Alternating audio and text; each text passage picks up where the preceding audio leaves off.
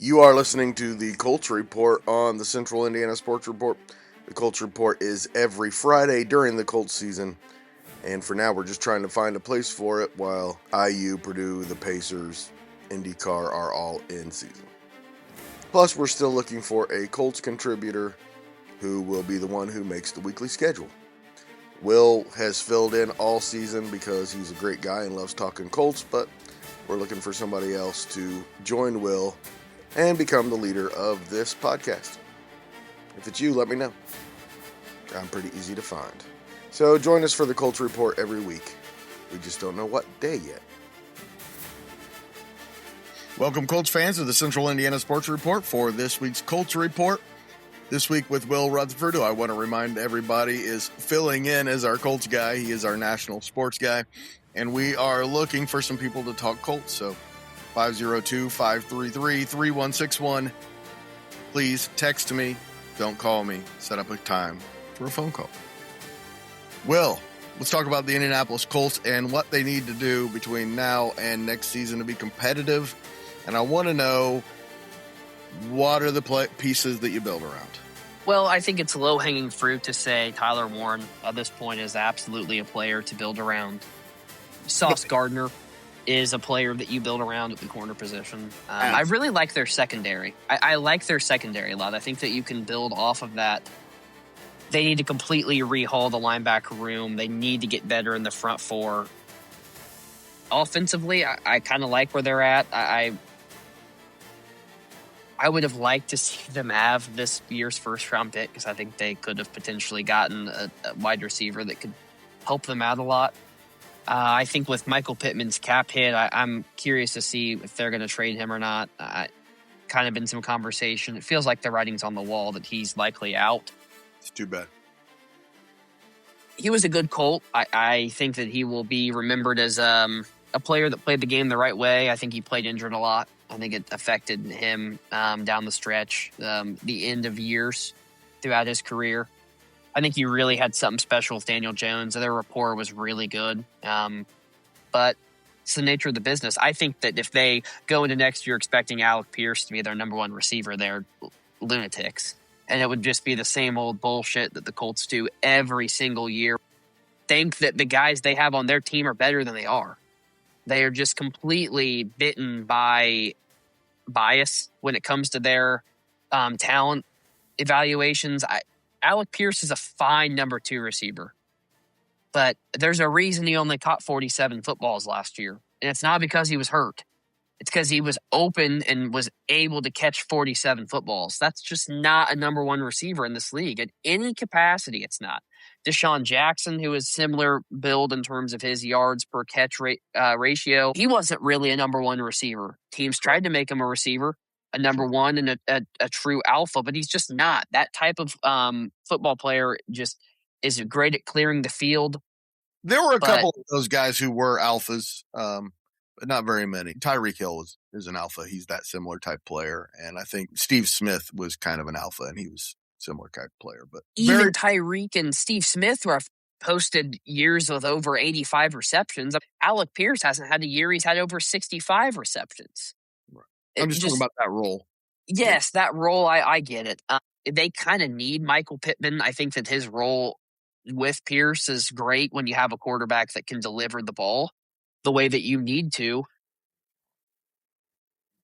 I think that Warren got a bit of the rookie-itis towards the end of the year. I think he, long process in between college football ending. He obviously went far in the college football playoff at Penn State in the semifinals. Then it's, draft prep and working out for that. Then you jump into your rookie minicamp. He just hasn't had time to breathe. I think that year is just really mentally and physically taxing on an athlete. I expect to see him next year really blossom into the, I think, number 1 target that he is going to be for this Colts team. Assuming there's a quarterback to get him the ball, and we did that on our last Colts report. We talked about the direction the Colts are going to go at quarterback. Sure seems like Daniel Jones, doesn't it? Yeah. With that being said, Greg, I think offensively, when we were talking about players that we could build around, I think right tackle is an area of need. Whether you develop a right tackle, they obviously had Jordan Travis, who they're high on. We'll see what type of player is. I think that offensive line struggled at the end of the year last year. I think it's fair to say that they were not the same offensive line, so you might have to look to adjust what you do there. But I agree with the point that Daniel Jones is going to be there. They did a great job of keeping him upright. Obviously, the fibula fracture, was kind of a a freak injury that doesn't happen all that often. I just feel like even the social media they're putting out on Daniel Jones, it feels like he's going to be back. It almost feels like they've got a deal done. They're just kind of waiting to do it in a way because he's going to be a free agent. But I would not be surprised at all to see at 12 o'clock on the dot, the Colts and Daniel Jones have agreed to a 3-year, $120 million deal with an opt-out after year 2. Wouldn't be shocked to see that at all. That's what's going to happen.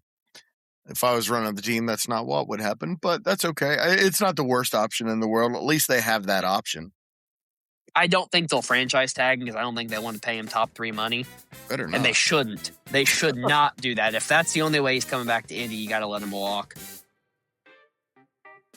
Greg, I get the sense that we're going to have a kicker battle, I think, between Grupe and Schrader. So I think that's something to keep an eye on as, we kind of cycle into this NFL offseason. We'll see what happens. I think Grupe's going to be a player that's going to have probably some calls from other teams. That, I think that he performed really well for this Colts team. Set the franchise record for longest field goal in team history, which is interesting. But the field goal he had in the final 50 seconds in Seattle. Greg, where do you see this Colts team really needing to improve to say that they're true contenders in the AFC South and the AFC in general? Depends on what you want to accomplish, I think. If you just want to kind of fill the gaps and be pretty good again, which is what kind of they've done, and I'm expecting them to do again, then you got to start at linebacker, and you got to start at defensive end, and you got to figure out a way to spend that money, and you got to get a good one. I don't know if they're out there. Make a trade if you have to.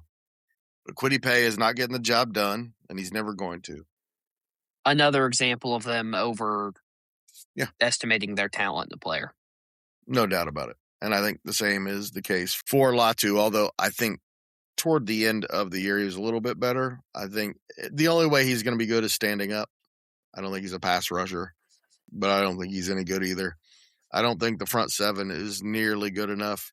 Even the 2 guys in the middle have been vulnerable to getting gashed at times, and they're getting rolled. Mm-hmm. I think the front 7, you just gotta rebuild it. But as we've seen with Chris Ballard, who doesn't have a first-round draft pick, he's not willing to go out and spend on free agency. I don't know how you're going to fix it.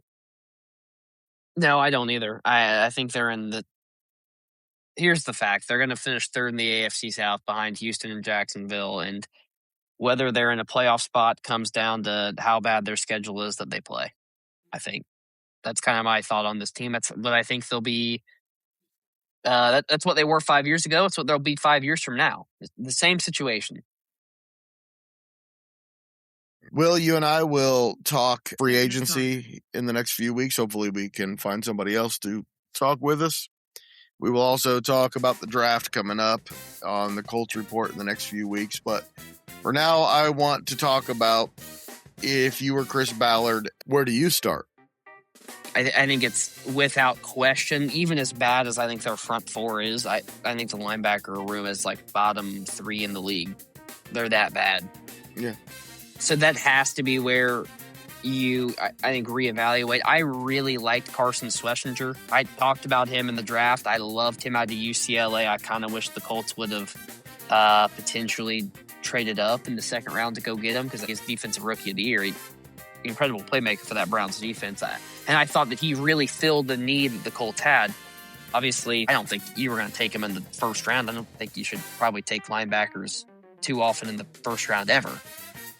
Agreed. You got your tight end of the future, who's an excellent player. But I don't know who's there in free agency, to be honest with you. Devin Lloyd's going to be a free agent out of Jacksonville. I think he's probably going to be the best free agent available. I'm not sure what's going to be available via draft. I think that kind of changes as, this transition period from February into March where teams really kind of analyze who's expendable and who's not. I think we'll have a better idea. I don't know that there's some veteran that I'm just falling in love with them bringing in. I'm not sure what Bobby Wagner's contract is. With the Commanders, obviously, he is on the real twilight of his career, but he's a sure tackler, which is something they have not had. Yeah. I'm interested to see what they do with Nick Cross. I think that's going to be a litmus test for how they move further. What they're willing to spend on him defensively with already having Bynum, Sauce Gardner, and Mooney Ward, which is a pretty expensive secondary already. What can they allocate to him to shore up that back end completely? We'll see. I don't know. I'm left just feeling this, like, I don't think it's anger, but just like hopelessness, frustration, and hopelessness with the Colts. Where I don't see that this is ever going to get better. Greg, an interesting stat that I saw: there are 0 head coaches in NFL history who have won a Super Bowl with the team when they missed the playoffs the first 3 years of that coach being in the franchise. Wow. All right, last question, Will. Any consideration to trading Joanthan Taylor or Quenton Nelson? Yeah. I think you have to. You have to consider it. I mean, they're just... At this point, I think you can replicate Quenton Nelson's production. I still think he's an elite left guard, but how great is an elite left guard on a team that's 8-9? Like, what is his true value to a franchise like that? I think you could get a lot back for him. Taylor, I don't know. Joanthan Taylor's just come around so few times in a generation, in a 20-year period where he's awfully hard to get rid of with his talent. How patient he is. I think he's awfully good. I think it's also fair to say that he's been a part of the worst period of Colts history, too. And I don't think any player, regardless of what your output, how many All-Pros, how many Pro Bowls, all the accolades you have, I don't think any player can kind of sit back and not take some flack for the fact that you didn't pass it on better than you found it for the next generation. And I know that's a lot of responsibility I'm placing on one player, and it's probably unfair because he's been incredible. He's statistically, in terms of yards per game, a top 5 running back in NFL history. Obviously, he's doing his part, but it's not about him. He's the only thing of value. It's like when Jimmy Johnson took over the Cowboys. He said, "What do I have of value that I can trade?" And they said, "The only player you have that's worth a damn is Herschel Walker." So the first thing he did was trade Herschel Walker. And it's not about Joanthan Taylor. It's not about his performance. I think we know that, right? It's about the best thing for the franchise. I don't want to play devil's advocate, but it just really hadn't been that successful. Right. I think every player has to be held accountable when you're at this point of a franchise's ineptitude. Unfortunately, it's not, like I said, it's not fair. It's not warranted. You could have said the same thing with Christian McCaffrey when he was with Carolina. He goes to San Francisco, and he's the reason that they're good. And I think Joanthan Taylor is the guy. I think he's the best running back in the league in terms of being a pure running back. He's not the best athlete. There are better athletes. He's the best running back, though. I just don't think he's the guy for the Colts anymore with the direction of this franchise. I think that if you were smart, you would move him while you can right now and get the most, because his value is going to depreciate quickly as he ages. Well, this is really bad as we start to move toward our new podcast, a debate-style podcast that we agree on pretty much everything here. I won't go so far as to say that his time's done. I think it's probably just as wise to keep him, but I think it's something that definitely needs to be a consideration. But I think they should be rebuilding, and they're clearly not. if a team comes to the Colts and says, I'll give you a first-round draft pick for Jonthan Taylor, you've got to take it. Thanks so much, Will. Hey, check out my new daily podcast. Greg and his friends talk sports, talking Colts, Pacers, IU, Purdue, Fever, IndyCar, Butler, Notre Dame, Indiana State, Ball State, high school sports, national sports, whatever Indiana sports fans are talking about. That's what we're talking about. Please join us every single day. Greg and his friends talk sports.